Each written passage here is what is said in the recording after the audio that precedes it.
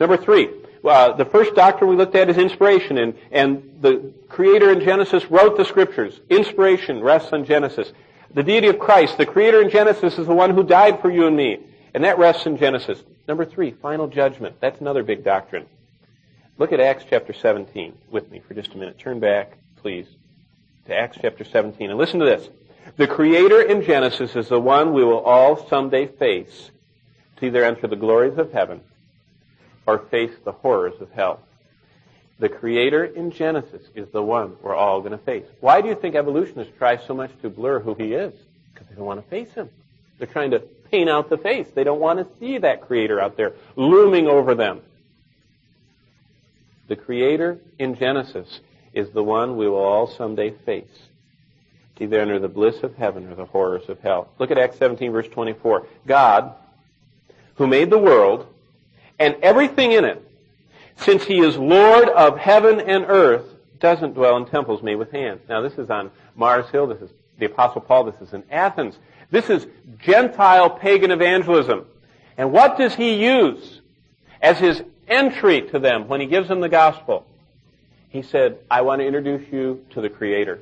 Did you know that's kind of getting a little lost nowadays? People forget that we cannot let off of the truth of creation. We can't lose it to Satan's crowd. We can't lose it in the dust.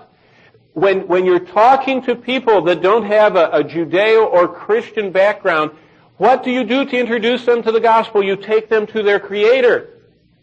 And if there wasn't one, who do you take them to? And that's why the Apostle Paul says, God made the world. He made everything in it. He is Lord of heaven and earth.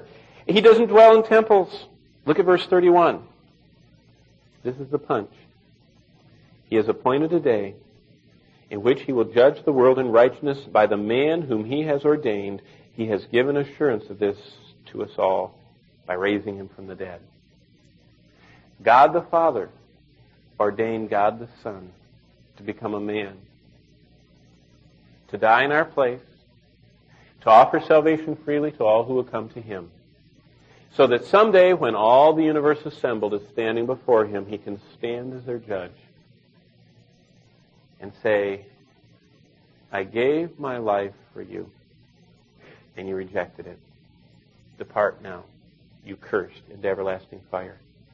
You see, the Creator in Genesis is the one that inspired this book. He's the one that came and died on the cross. And he's the one that's going to be seated as the final judge at the great white throne. It's the same one. The Creator in Genesis is the one we'll all someday face. Well, number 4, the fourth doctrine. Inspiration's number 1, deity of Christ number 2, final judgment's number 3. All of them are tied to Genesis. How about just plain old salvation? I mean, what can be plain about salvation? The wondrous truth of salvation. Listen to this.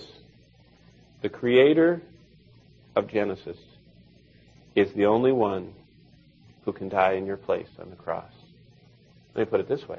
The Creator in Genesis is the only one who did die in my place and your place on the cross. Look at Romans chapter 5. I want to show you Paul's line of thinking. What did Paul think about Genesis? That's an interesting thought. Romans chapter 5.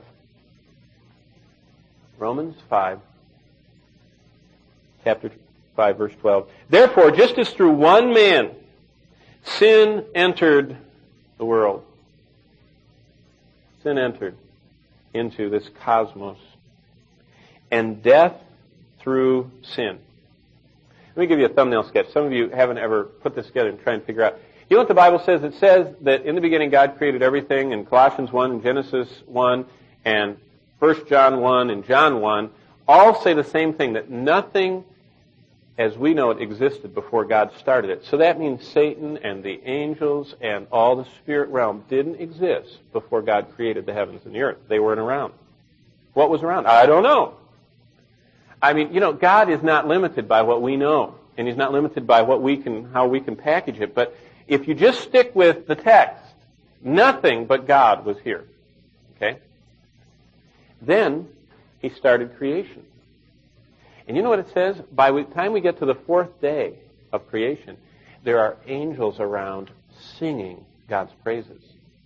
We don't know that. I mean, they could have been around on day 1, day 2, or day 3, but we know they're there on day 4 because Job tells us that they're singing at creation.